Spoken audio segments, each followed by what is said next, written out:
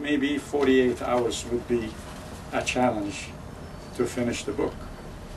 But as soon as I started reading it, I felt like 24 hours would be a cakewalk for me. That's what I had actually indicated.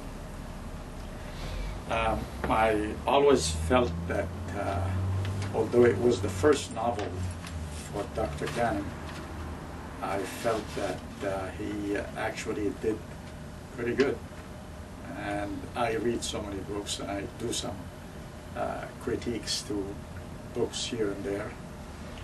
But this particular one, the motivating writing of Dr. Ghanem, his power to describe and his power to underline what is being read, gave me that extra push to read it in a very short period of time. There were some erotic segments of the book. Too many, according to Maureen. No, I didn't say too many. They weren't advancing the story. All right. Well, I agree with her. But they were, as far as I'm concerned, electrifying, those erotic segments, and more true to life. And I felt like here we have Harold Robbins in the character of Dr. Ghanem.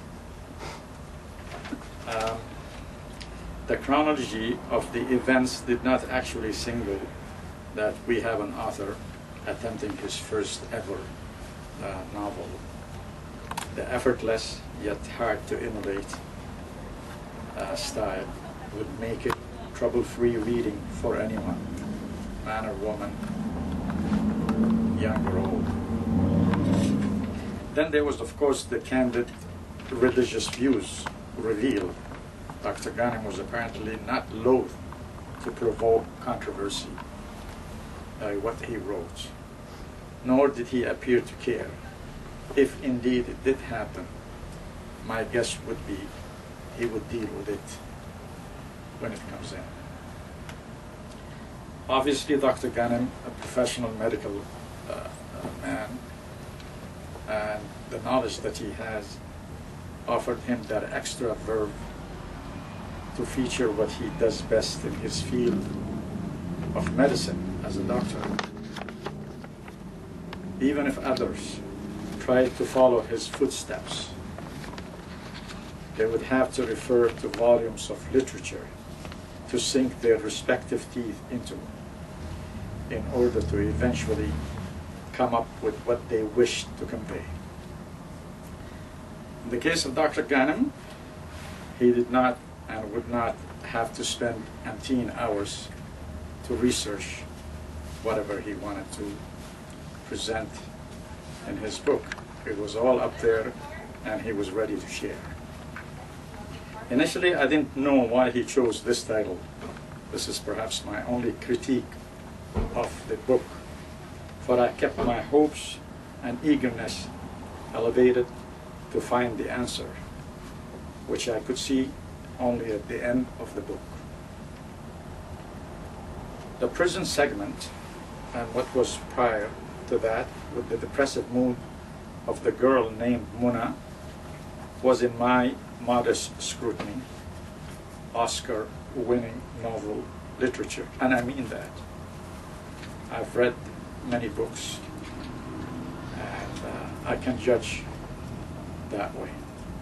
Finally, I said that I believe that Dr. Ghanem might have made a bigger fortune had he started writing novels earlier in his life, instead of studying medicine.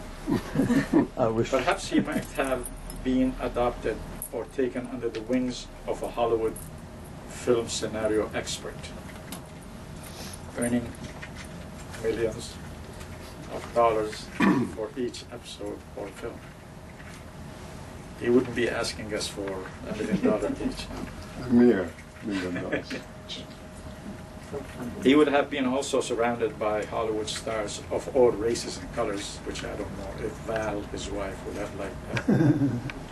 I dare say that sometimes one finds oneself with that special talent, concealed for decades without detection. But given the opportunity of a symbol there of his friend Adel,